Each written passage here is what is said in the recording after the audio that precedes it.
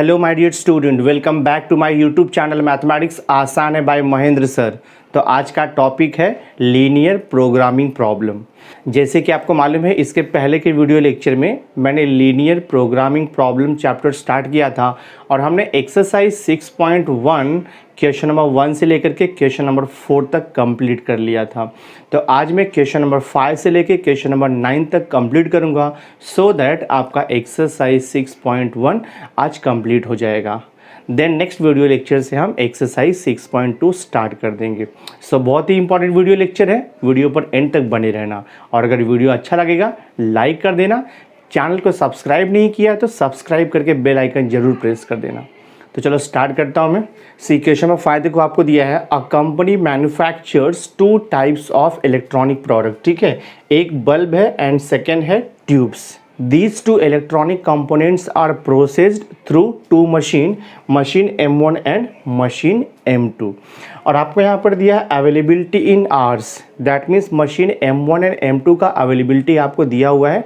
Actually text book में printing mistake है, आपको ये वैल्यू मेंशन नहीं किया 10 एंड 12, बट वैल्यू यहाँ पर 10 और 12 आएगा। दैट मीन्स मशीन M1 का जो टाइम का अवेलेबिलिटी है वो 10 आवर्स दिया है। दैट मीन्स हम मशीन M1 को सिर्फ 10 आवर्स तक ही यूज़ कर सकते हैं। एंड मशीन M2 का अवेलेबिलिटी दिया है 12 hours. That means machine M2 को 12 आवर्स से ज़्यादा यूटिलाइज नहीं कर सकते हम लोग। तो ये अवेलेबिलिटी आपको क्वेश्चन में दिया हुआ है। आपको क्वेश्चन में इंफॉर्मेशन दिया हुआ है, to manufacture 1 package of bulbs machine M1 requires 1 hour and machine M2 requires 3 hours. Same way आपको दिया है, to manufacture 1 package of tubes on machine M1 it takes 2 hours and on machine M2 it takes 4 hours। ये condition आपको question में दिया हुआ है। और भी यहाँ पर आपको इन्फॉर्मेशन दिया हुआ है, प्रॉफिट ऑफ ₹13.5 पर पैकेज ऑफ बल्ब्स। यानी कि अगर एक पैकेज हम बल्ब को सोल्ड करेंगे तो हमें प्रॉफिट कितना मिलेगा, 13.5 रुपीज़ का मिलेगा। सेम वे आपको दिया है, प्रॉफिट ऑफ ₹55 पर पैकेज ऑफ ट्यूब्स। अगर आप 1 पैकेज ऑफ ट्यूब्स को सोल्ड करोगे तो उसका प्रॉफिट कितना मिलेगा, 55 रुपीज़ मिलेगा। तो क्वेश्चन देखो क्या बोला है आपको, formulate the LPP to maximise the profit. तो इसके पहले के वीडियो लेक्चर में जैसे हमने 4 क्वेश्चन सॉल्व किया था, एग्जैक्टली 5th क्वेश्चन भी हमें सॉल्व करना है, प्रॉफिट को मैक्सिमाइज करना है। अब प्रॉफिट को मैक्सिमाइज करने के लिए सबसे पहले आपको निकालना पड़ेगा डिसीजन वेरिएबल। तो सबसे पहले हम अज्यूम करेंगे डिसीजन वेरिएबल। तो डिसीजन वेरिएबल को आप एक्स वाई भी लिख सकते हो या तो फिर आप x1 x2 भी लिख सकते हो, आपके ऊपर है क्या लेना है। तो पहले हम डिसाइड करेंगे कि डिसीजन वेरिएबल क्या आएगा। देखो आपको जो बल्ब दिया है तो ये number of package of bulbs है और number of package of tubes है, तो वो अपने को फाइंड आउट करना है यहाँ पर। तो हम अज्यूम करेंगे, let x be the number of package of bulbs and y be the number of package of tubes are manufactured by the company. यहाँ से स्टार्ट करेंगे हम लोग। तो देखो मैं यहाँ पे लिखता हूँ, so I will write here, let x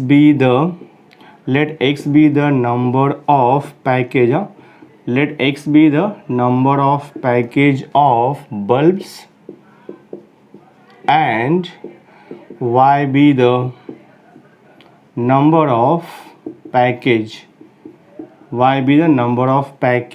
of tubes are manufactured। यहाँ से हम लोग अज्यूम करेंगे। अब अकॉर्डिंग टू गिवन कंडीशन हम लोग यहाँ पे फॉर्मुलेट करेंगे प्रॉब्लम को। सबसे पहले प्रॉफिट का देखते हैं हम लोग। देखो हमने बल्ब्स को कितना ले लिया, हमने x पैकेज ले लिया है और ट्यूब्स को हमने y पैकेज ले लिया है। ठीक है, क्वेश्चन में क्या दिया देखो, प्रॉफिट ऑन पर पैकेज ऑफ बल्ब्स कितना है, 13.5 रुपीज़ है। तो 1 पैकेज का बल्ब्स का प्रॉफिट कितना मिल रहा है, 13.5। तो x पैकेज पे कितना प्रॉफिट मिलेगा, तो मैं यहाँ पे प्रॉफिट पहले निकालूंगा। तो I will write here profit equal to, तो 1 पैकेज पे प्रॉफिट कितना है, x है। देखो 1 पैकेज पे प्रॉफिट कितना दिया है, 13.5। तो x पैकेज ऑफ बल्ब से प्रॉफिट हो जाएगा आपका 13.5 रुपीज़ हो जाएगा, प्लस हमें टोटल प्रॉफिट निकालना है। सेम वे यहाँ पर दिया है प्रॉफिट ऑफ ₹55 पर पैकेज ऑफ ट्यूब्स। तो 1 पैकेज ऑफ ट्यूब्स पे 55 रुपीज़ का प्रॉफिट है। तो हमने कितना अज्यूम किया है ट्यूब्स, वाई ट्यूब्स अज्यूम किया है। तो वाई ट्यूब्स के ऊपर कितना प्रॉफिट हो जाएगा 55y। ये हो गया आपका टोटल प्रॉफिट। अब देखते हैं यहाँ पे कंस्ट्रेंट क्या दिया है, यानी कि रेस्ट्रिक्शन क्या दिया हुआ है रिसोर्सेज के ऊपर। रेस्ट्रिक्शन देखो आपको दिया है, मशीन M1 का अवेलेबिलिटी कितना दिया है 10 आवर्स दिया है। तो मशीन M1 को हम 10 आवर्स से ज़्यादा यूटिलाइज नहीं कर सकते हैं। सेम वे मशीन M2 का अवेलेबिलिटी कितना दिया है आपको 12 आवर्स। तो यहाँ पे कंस्ट्रेंट बनाएंगे हम लोग। तो अकॉर्डिंग टू गिवन कंडीशन देखो से हियर 1 पैकेज ऑफ बल्ब्स को प्रोड्यूस करने के लिए मशीन M1 पे 1 आवर लगता है और ट्यूब्स को कितना लगता है 2 आवर्स लगता है। तो 1 पैकेज ऑफ बल्ब्स को 1 आवर लगता है तो X पैकेज को कितना मिलेगा, तो 1 इंटू X आवर्स लगेगा, प्लस 1 पैकेज ऑफ ट्यूब को मशीन M1 पे प्रोसेस करने के लिए 2 आवर्स लगता है। तो Y पैकेज ऑफ ट्यूब्स को कितना आवर्स लगेगा 2y। और ये जो वैल्यू है this should be always less than और equal to 10, because machine M1 का जो अवेलेबिलिटी है वो सिर्फ 10 आवर्स तक ही है। तो ये टोटल ऐड करने पे या तो इक्वल टू 10 आवर्स आना चाहिए या तो लेस देन 10 आवर्स आना चाहिए, ऐसा मेंशन किया हुआ है। तो ये कंस्ट्रेंट हो गया ऑन मशीन M1 पे कंस्ट्रेंट हो गया। सेम वे हम मशीन M2 पे भी कंस्ट्रेंट बनाएंगे। देखो यहाँ पे 1 पैकेज ऑफ बल्ब्स को मशीन M2 पे प्रोड्यूस करने के लिए कितना टाइम लगता है 3 आवर्स। तो X पैकेज ऑफ बल्ब्स को प्रोड्यूस करने के लिए लग जाएगा ये 3x लग जाएगा, plus same way 1 package of tubes को प्रोड्यूस करने के लिए मशीन M2 पे 4 आवर्स लगता है। तो Y ट्यूब्स को प्रोड्यूस करने के लिए कितना लग जाएगा 4y, और ये लेस देन और इक्वल टू कितना हो जाएगा 12, बिकॉज मशीन M2 सिर्फ 12 आवर्स तक के लिए ही अवेलेबल है। तो ये आपका कंस्ट्रेंट हो गया। तो अब हम फाइनल आंसर देखो यहाँ पे फॉर्मुलेट करके लिख देंगे। तो मैं यहाँ पे लिखता हूँ, और ये ऑन मशीन M2 हमने निकाला, ठीक है। तो आपको 2 रेस्ट्रिक्शन दिया हुआ है, मशीन M1 पे और मशीन M2 पे रेस्ट्रिक्शन है। तो ये कंस्ट्रेंट हो गया। तो मैं फाइनल आंसर लिखता हूँ, therefore given LPP, therefore given LPP can be formulated, given LPP can be formulated, यहाँ पर लिखेंगे as follows, given LPP can be formulated as follows. तो मैं यहाँ पे क्या लिखूँगा, प्रॉफिट है तो हम लिखेंगे मैक्सिमाइज, कॉस्ट रहेगा तो मिनिमाइज लिखते हैं हम लोग। तो मैक्सिमाइज प्रॉफिट Z से लिखते हैं हम लोग, this is equal to profit function देखो यहाँ पर है 13.5x प्लस आएगा, प्रॉफिट फंक्शन हो गया। उसके बाद आपको लिखना है सब्जेक्ट टू कंस्ट्रेंट आएगा अभी।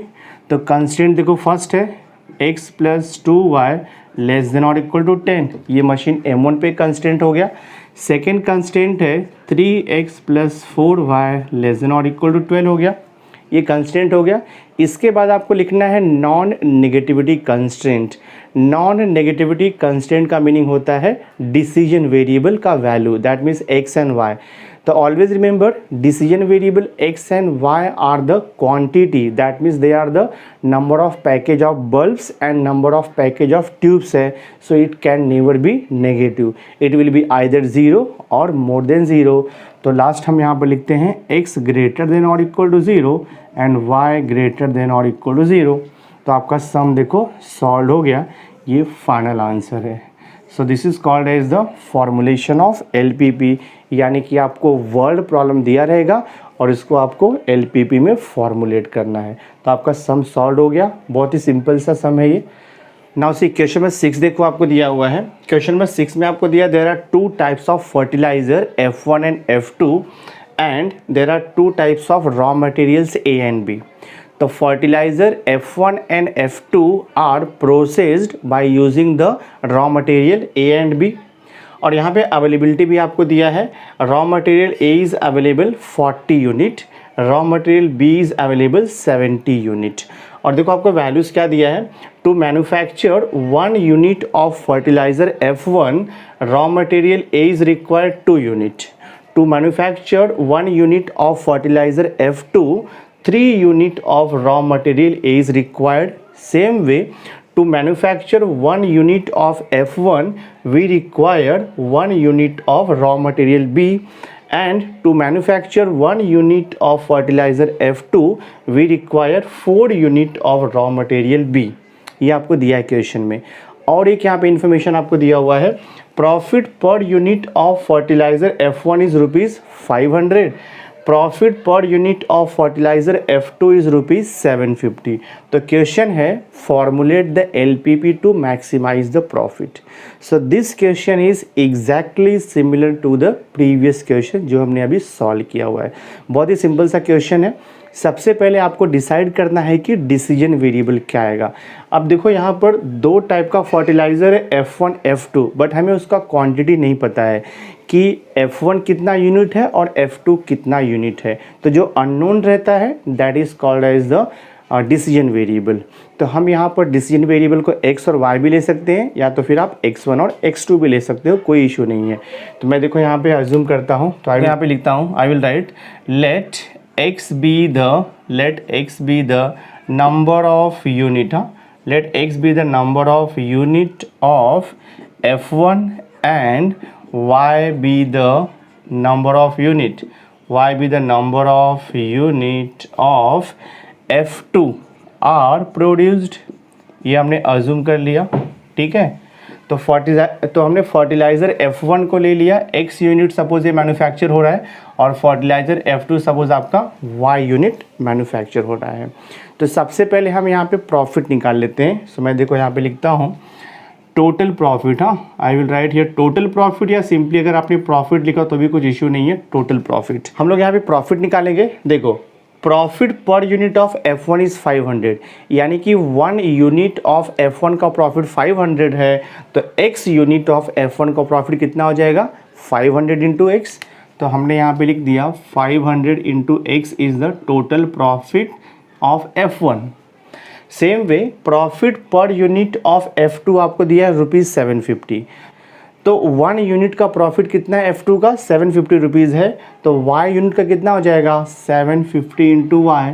तो हम लिखेंगे 750 इंटू वाई। ये तो हो गया आपका प्रॉफिट फंक्शन।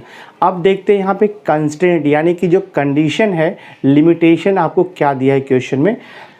रॉ मटेरियल ए जो है वो सिर्फ 40 यूनिट तक अवेलेबल है, एंड रॉ मटेरियल बी जो है वो सिर्फ 70 यूनिट ही अवेलेबल है। तो ये इसका मैक्सिमम अवेलेबिलिटी है, इससे ज़्यादा हम यूटिलाइज़ नहीं कर सकते। तो यहाँ पे जो कंडीशन है, जो रेस्ट्रिक्शन आपको दिया है, वो raw material A and B पे दिया हुआ है। तो यहाँ से हम कंस्ट्रेंट फॉर्म करेंगे। अब देखो 1 यूनिट ऑफ F1 को प्रोड्यूस करने के लिए ए का कितना लगेगा रॉ मटेरियल 2 लगता है, तो x यूनिट प्रोड्यूस करने के लिए कितना लगेगा 2x।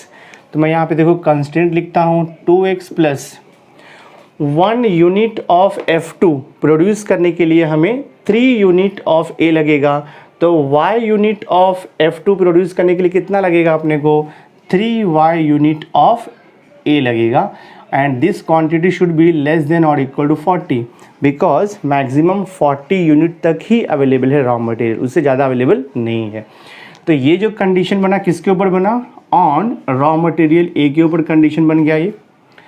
अब हम सेकेंड कंडीशन फॉर्म करेंगे रॉ मटेरियल बी के ऊपर। देखो यहाँ पे क्या दिया है, 1 यूनिट ऑफ F1 प्रोड्यूस करने के लिए यहाँ पर आपको 1 यूनिट ऑफ B लग रहा है, तो x unit of F1 produce करने के लिए कितना लगेगा, यहाँ पे आपको 1x unit of raw material B लगेगा, plus 1 unit of F2 produce करने के लिए हमें यहाँ पे 4 unit of raw material B लग रहा है, तो y unit of F2 produce करने के लिए कितना लगेगा 4y लगेगा।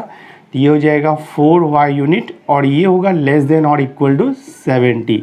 लेस देन और इक्वल टू क्यों आ रहा है, बिकॉज इतना ही रिसोर्सेज अवेलेबल है, 70 से ज़्यादा अवेलेबल नहीं है। तो ये ऐड करने पे या तो 70 रहेगा या फिर 70 से कम रहेगा, इसलिए हमने यहाँ पे लिखा लेस देन और इक्वल टू 70। ये हो गया ऑन मशीन बी पे कंडीशन हो गया। अब मैं फाइनल आंसर देखो फॉर्मुलेट करके लिख देता हूँ। I will write here therefore given LPP, हाँ, given LPP can be formulated, हाँ, given LPP can be formulated, आप लिखोगे as follows, given LPP can be formulated as follows. तो सबसे पहले हम लिखते हैं प्रॉफिट फंक्शन, तो हम लिखेंगे मैक्सिमाइज, हाँ, ये हो जाएगा maximise z equal to, profit function हमने निकाला है 500x प्लस देखो यहाँ पर 750y, ये हो गया profit function. After that constant देखो यहाँ पर कंस्टेंट निकाला हमने 2x plus 3y less than और equal to 40, and second constant क्या निकाला हमने, x + 4y < 70। और लास्ट में हम क्या लिखते हैं, नॉन नेगेटिविटी कंस्टेंट, यानी कि जो decision variable x and y है वो ऑलवेज या तो पॉजिटिव रहेगा या तो फिर ज़ीरो रहेगा। तो हम यहाँ पे लिखेंगे x इज़ ग्रेटर देन और equal to 0 and y is also greater than और इक्वल टू 0। तो ये आपका देखो फाइनल आंसर हो गया, सम आपका सॉल्व हो गया। So this is called as the formulation of LPP। Now see question number 7 देखो आपको दिया है, क्वेश्चन नंबर 7 में आपको दिया है the diet for a sick person must contain 2 types of food. तो एक फूड ए है, दूसरा यहाँ पे फूड बी दिया हुआ है and these 2 foods contain different components, fats, carbohydrates and proteins. और देखो यहाँ पे एक कंडीशन दिया है, minimum requirement of the sick person is 18 units of fats, 28 units of carbohydrates and 14 units of proteins. जो सिक पर्सन है उसे मिनिमम 18 यूनिट फैट्स चाहिए, मतलब 18 या 18 से ज़्यादा भी चलेगा।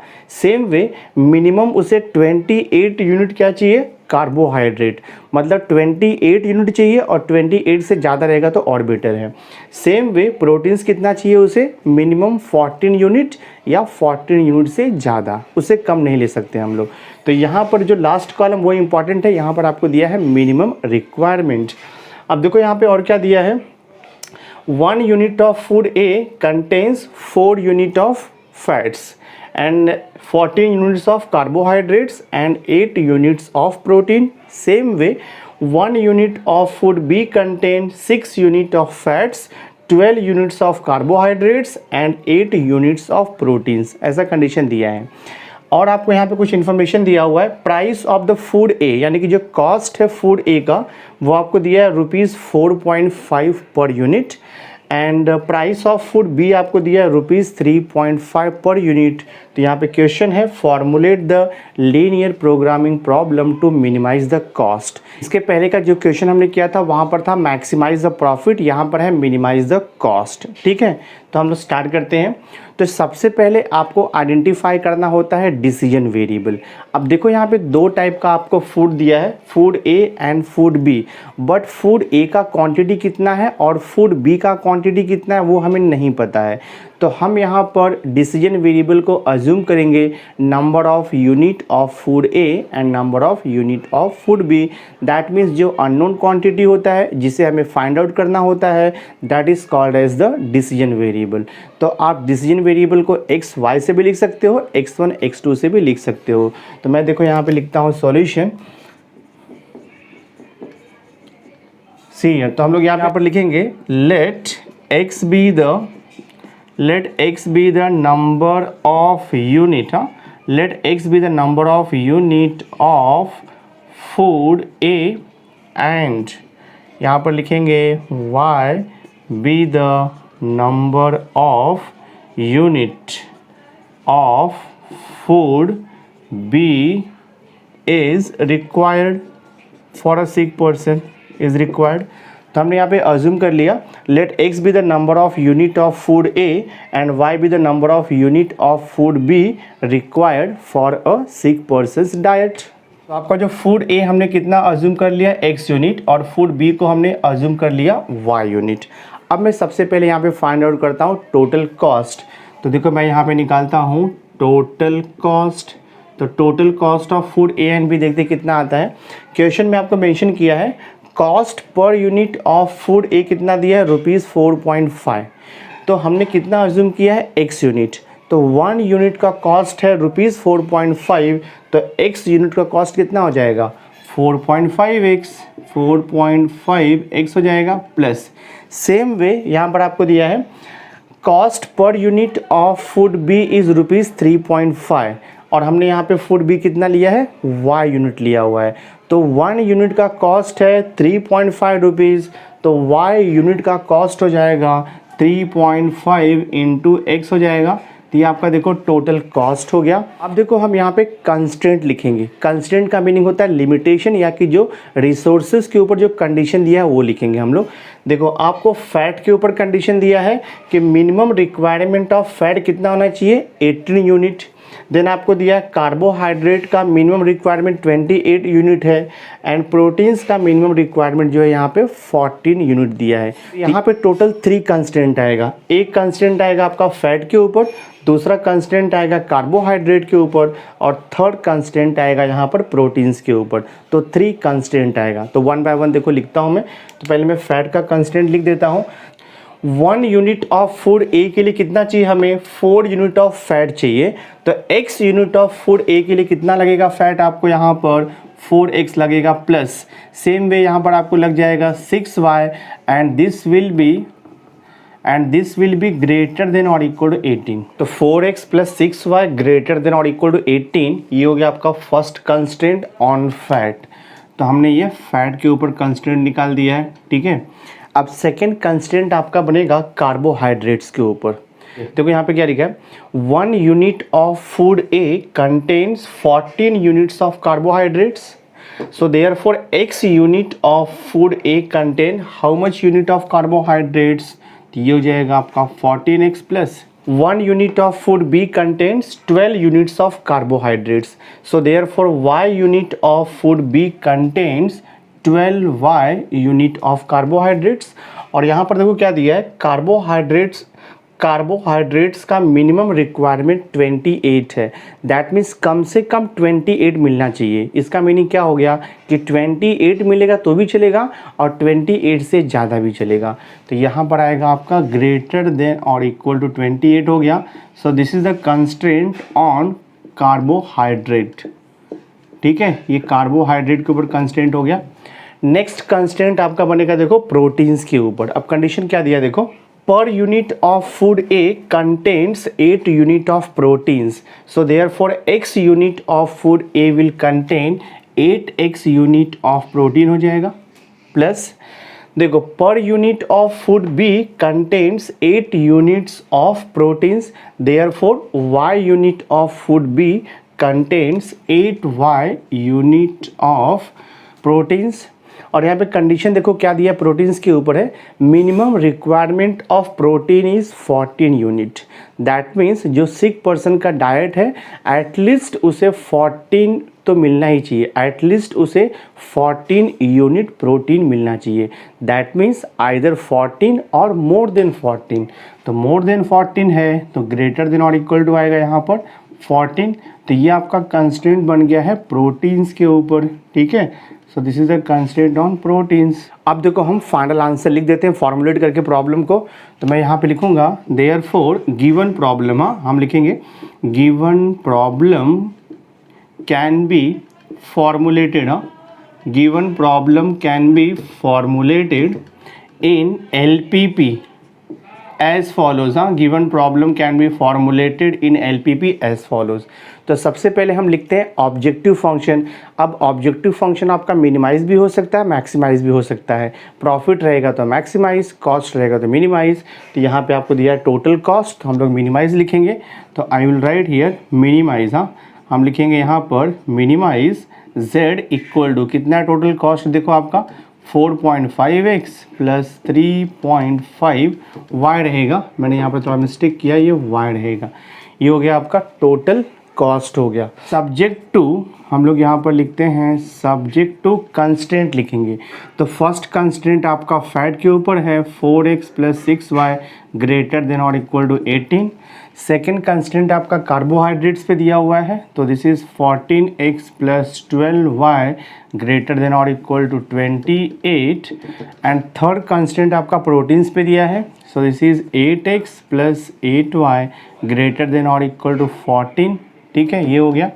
उसके बाद हम लिखते हैं नॉन नेगेटिविटी कंस्ट्रेंट। तो नॉन नेगेटिविटी कंस्ट्रेंट क्या आएगा आपका?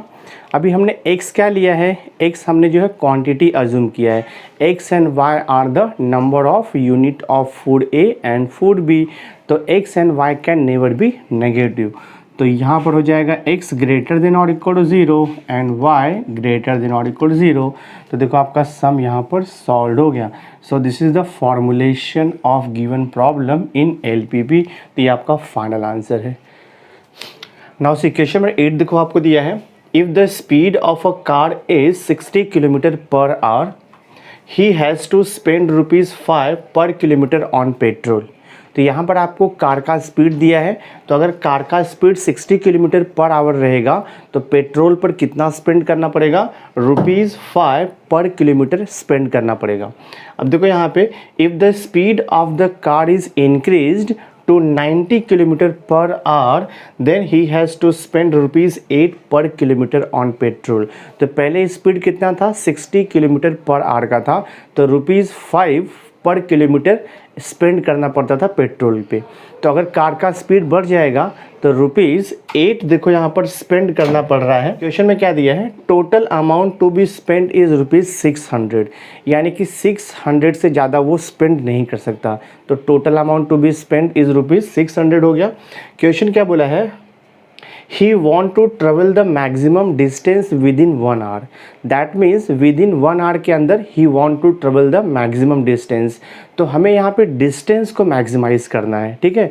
तो क्वेश्चन है यहाँ पे formulate the given problem as a LPP। तो बहुत ही सिंपल क्वेश्चन है।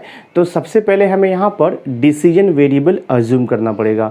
तो डिसीजन वेरिएबल हम x और y भी ले सकते हैं, x1 x2 भी ले सकते हैं। तो सबसे पहले देखो मैं डिसीजन वेरिएबल लेता हूँ।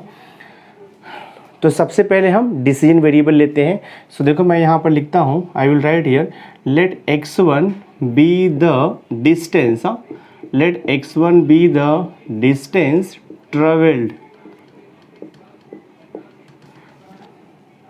एट अ स्पीड, यहाँ लिखेंगे हम लोग, at a speed of 60 kilometre per hour in 1 hour, in 1 hour, ठीक है।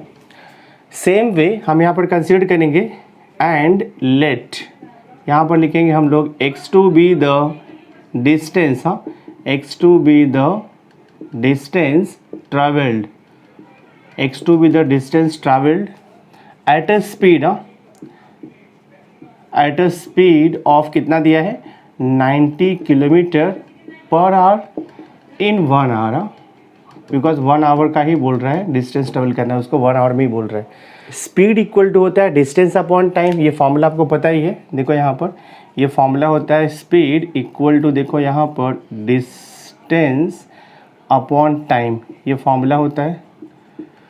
सबसे पहले हम यहाँ पर निकालेंगे ऑब्जेक्टिव फंक्शन। देखो ऑब्जेक्टिव क्या है प्रॉब्लम का, he want to travel the maximum distance within 1 hour. तो 1 आवर में उसे मैक्सिमम डिस्टेंस ट्रेवल करना है। तो मैं यहाँ पर देखो लिखूँगा मैक्सिमाइज, मैक्सिमाइज डिस्टेंस को मैक्सिमाइज करना है, तो हम लिखेंगे maximise z equal to distance कितना हो जाएगा, x1 प्लस x2 हो जाएगा। बिकॉज हमने अज्यूम किया है कि जब स्पीड जो है 60 किलोमीटर पर आवर है तो डिस्टेंस कितना ट्रेवल कर रहा है, x1 kilometre, and when the speed is 90 kilometre per our distance कितना कवर कर रहा है, वो x2 किलोमीटर।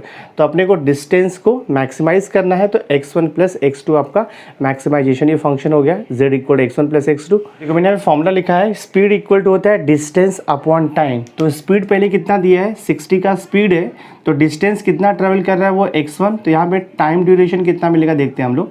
इसको अगर मैं सिंप्लीफाई करूँगा तो मुझे यहाँ से टाइम मिल जाएगा, तो ये टाइम इक्वल टू हो जाएगा देखो आपका x1 अपॉन 60 हो जाएगा। तो टाइम इक्वल टू क्या है, क्रॉस मल्टीप्लाई करेंगे तो x1 अपॉन 60, ये इतना टाइम हो गया, इसको आप r लिख सकते हो, ठीक है। सेम वे जब उसका देखो स्पीड कितना रहेगा, 90 किलोमीटर पर आवर, तो when the speed is 90 kilometre per our distance कितना हो रहा है x2, और हम यहाँ पे देखो टाइम फाइंड आउट करेंगे इसका, तो कितना आएगा देखो यहाँ से टाइम, तो अपने को यहाँ से टाइम मिल जाएगा, this will B x2 upon यहाँ से 90 मिलेगा आवर्स, ठीक है। तो देखो हमने यहाँ पे क्या फाइंड आउट किया, हमने यहाँ पे फाइंड आउट किया time taken by the person to cover x1 kilometre at the speed of 60 kilometre per hour. और देखो हमने यहाँ पे फाइंड आउट किया है time taken by the person to cover a distance of x2 kilometre at the speed of 90 kilometre per hour, ये हमने find out कर दिया। अब देखते हैं कंस्ट्रेंट कैसे बनेगा। क्वेश्चन में देखो आपको मेंशन किया हुआ है, क्वेश्चन में यहाँ पर देखो मेंशन किया हुआ है he want to travel the maximum distance within 1 hour, मतलब जो टोटल ड्यूरेशन है वो 1 आवर से ज़्यादा नहीं होना चाहिए, विद इन 1 आवर बोला है, that means 1 hour or less than 1 hour. That means ये जो टाइम ड्यूरेशन आपको मिला है दिस x1 अपॉन 60 प्लस आपको देखो सेकंड मिला है x2 अपॉन 90। ये जो टाइम ड्यूरेशन है या तो इक्वल टू 1 आवर रहेगा या तो फिर लेस देन 1 आवर रहेगा। तो ये एक कंस्टेंट हो गया आपका टाइमिंग के ऊपर, लेस देन और इक्वल टू 1। यहाँ पर एक और कंस्टेंट आपका बनेगा अमाउंट के ऊपर। सी देखो यहाँ पे लिखा है if the speed of the car is 60 kilometre per hour he has to spend ₹5 per kilometre on the petrol. तो x1 किलोमीटर डिस्टेंस ट्रेवल करने के लिए वो कितना अमाउंट पे करेगा? पर किलोमीटर पे 5 रुपीज़ पे कर रहा है, तो x1 किलोमीटर का डिस्टेंस ट्रेवल करने के लिए कितना अमाउंट पे करेगा? वो 5x1 अमाउंट पे करेगा, ठीक है। प्लस सेकेंड देखो यहाँ पे if the speed of the car is 90 kilometre per our, तो वो कितना स्पेंड कर रहा है पेट्रोल के ऊपर? ₹8 पर किलोमीटर। तो x2 किलोमीटर का डिस्टेंस ट्रेवल करने के लिए टोटल अमाउंट कितना पे करेगा? वो 8x2। तो हम यहाँ पर लिख देंगे 8x2 और जो टोटल अमाउंट वो कितना स्पेंड कर रहा है पेट्रोल के ऊपर? 600।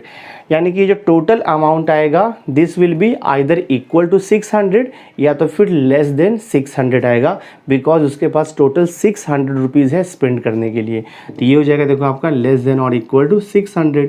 तो यहाँ पे दो कंस्टेंट बना आपका, एक तो कंस्टेंट आपका बना है जो कॉस्ट है पेट्रोल का उसके ऊपर, और दूसरा कंस्टेंट आपका बना है टाइमिंग के ऊपर। तो दो कंस्टेंट हो गया और ऑब्जेक्टिव फंक्शन क्या आ गया आपका? Maximise z equal to x1 plus x2। मैं देखो फाइनल आंसर लिख देता हूँ अभी। तो हम लोग यहाँ पर लिखेंगे देयरफॉर गिवन प्रॉब्लम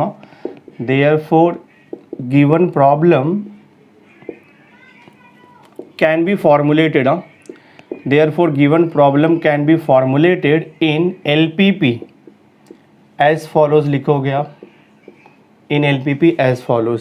तो पहले हम लिखते हैं ऑब्जेक्टिव फंक्शन, तो मैं यहाँ पे लिख दूंगा मैक्सिमाइज z इक्वल टू क्या आएगा आपका? x1 plus x2। Total distance को मैक्सिमाइज किया हमने। फिर यहाँ पर लिखेंगे हम सब्जेक्ट टू कंस्टेंट क्या आएगा आपको? दो कंस्टेंट है। फर्स्ट कंस्टेंट हमने यहाँ पे निकाला था x1 upon 60 plus x2 upon 90 should be less than और इक्वल टू 1। और सेकंड कंस्टेंट क्या निकाला था हमने यहाँ पर देखो 5x1 प्लस 8x2 और ये लेस देन और इक्वल टू हो गया आपका 600। और लास्ट में हम क्या लिखते हैं? Non negativity constraint. तो x1 and x2 are the quantity, these are the distance in kilometre, it can not be negative. तो हम यहाँ पे लिखेंगे x1 ग्रेटर देन और equal to 0 and x2 is also greater than और equal to 0। तो आपका देखो ये सम सॉल्व हो गया। So this is the formulation of LPP of the given word problem. Now see question 9 देखो आपको दिया है concrete bricks made up of cement and sand, the weight of concrete must be at least 5 kg आपको दिया हुआ है। Cement cost ₹20 पर kg and sand cost ₹6 पर kg।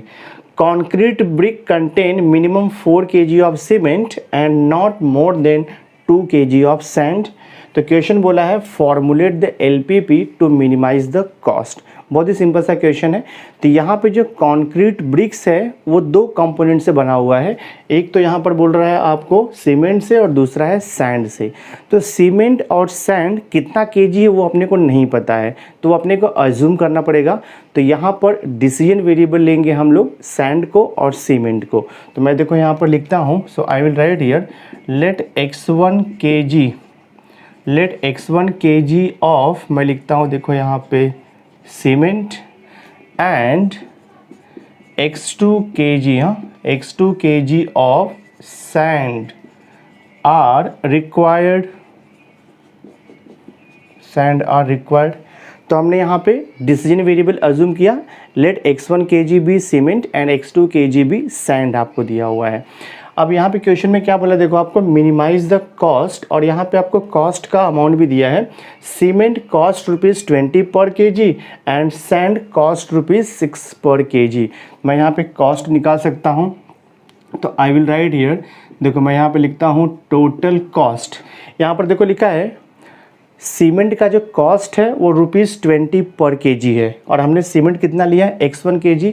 तो अगर 1 kg सीमेंट का कॉस्ट ₹20 होगा तो x1 kg सीमेंट का कॉस्ट कितना हो जाएगा 20x1, तो हम यहाँ पे लिख देंगे 20x1 प्लस सेम वे देखो यहाँ पे सैंड का कॉस्ट पर केजी कितना दिया है 6 रुपीज़, तो हमने कितना सैंड अज्यूम किया है x2 kg, तो पर केजी का कॉस्ट अगर 6 रुपीज़ है तो x2 kg सैंड का कॉस्ट हो जाएगा 6x2। तो ये देखो हमें ऑब्जेक्टिव फंक्शन मिल गया है, टोटल कॉस्ट मिनिमाइज करना है। अब देखते हैं इसमें कंस्टेंट यानी कि लिमिटेशंस क्या दिया है, कंस्टेंट क्या बनता है यहाँ पे। देखो यहाँ पे क्वेश्चन में क्या लिखा है, the weight of concrete must be at least 5 kg। आपको मालूम है कि जो कॉन्क्रीट ब्रिक है वो 2 कंपोनेंट से बना हुआ है, सीमेंट एंड सैंड। तो सीमेंट प्लस सैंड को ऐड करने पे कितना उसका वेट होना चाहिए, एटलीस्ट देखो लिखा है 5 kg। तो एक कंस्टेंट आपका यहाँ पे बनेगा, देखो x1 plus x2 must be at least 5 kg। तो एटलीस्ट 5 kg का मीनिंग क्या होता है कि सीमेंट और सैंड को ऐड करने पे वो कम से कम 5 kg का कंक्रीट बनना चाहिए। कम से कम 5 kg का मीनिंग होता है 5 kg और मोर देन 5 kg। तो यहाँ पर आएगा ये ग्रेटर देन और इक्वल टू 5, एक कंस्टेंट आपका बन गया यहाँ पर। नेक्स्ट रीड करते हैं हम लोग, देखो यहाँ पर concrete brick contain minimum 4 kg of cement and not more than 2 kg of sand।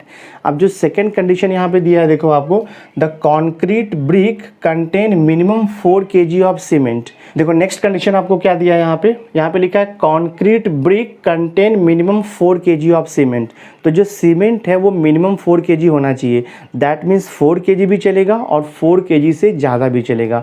तो सीमेंट हमने कितना लिया है, x1 kg लिया है, तो x1 should be minimum 4 kg। हाँ, तो x1 जो है आइदर इक्वल टू 4 kg होगा या 4 kg से ज़्यादा रहना चाहिए वो, बट मिनिमम 4 kg बोला है तो x1 ग्रेटर देन और इक्वल टू 4 हो जाएगा। ये आपका सेकंड कंस्टेंट हो गया, क्योंकि मिनिमम 4 बोला है, दैट मीन्स 4 भी चलेगा 4 से ज़्यादा भी चलेगा, दैट्स वाई हमने यहाँ पे लिखा है x1 ग्रेटर देन और इक्वल टू 4। तो ये कंस्टेंट हो गया आपका सीमेंट के ऊपर। जो नेक्स्ट आपको कंस्टेंट दिया है not more than 2 kg of sand, मतलब जो कंक्रीट ब्रिक है वो 2 kg ऑफ सैंड से ज़्यादा नहीं होना चाहिए, यानी कि मैक्सिमम 2 kg तक सैंड होना चाहिए, उससे ज़्यादा नहीं होना चाहिए। That means x2 will be less than और इक्वल टू 4। दैट मीन्स ये हो जाएगा आपका x2 will be less than और इक्वल टू 2। तो आपको समझा रहेगा ये, क्योंकि यहाँ पर जो सैंड बोला है ना, सैंड बोल रहा है कि it should not be more than 2 kg। That means sand will be either equal to 2 kg or less than 2 kg। तो ये देखो आपका थर्ड कंस्टेंट हो गया। तो फर्स्ट जो मैंने कंस्टेंट बनाया है वो कंक्रीट ब्रिक के ऊपर है, सेकंड कंस्टेंट हमने बनाया सीमेंट के ऊपर, और थर्ड कंस्टेंट आपका बना है सैंड के ऊपर। तो ये 3 कंस्टेंट हो गया। अब हम गिवन एलपीपी को फॉर्मुलेट कर देंगे। तो मैं यहाँ पे लिखूँगा therefore, I will write here, therefore given problem can be formulated, given problem can be formulated, यहाँ पे लिखोगे आप एज फॉलोज। ठीक है, तो सबसे पहले हमें लिखना होता है ऑब्जेक्टिव फंक्शन। तो ऑब्जेक्टिव क्या है, मिनिमाइज द कॉस्ट। कॉस्ट रहेगा तो मिनिमाइज करना है, प्रॉफिट रहेगा तो मैक्सिमाइज करना है। तो minimise cost z equal to 20x1 plus आएगा आपका 60x2। उसके बाद आपको लिखना है सब्जेक्ट टू, हाँ, सब्जेक्ट टू कंस्ट्रेंट। 3 कंस्ट्रेंट है, फर्स्ट है आपका x1 plus x2 must be greater than और इक्वल टू 5, फर्स्ट कंस्टेंट हो गया।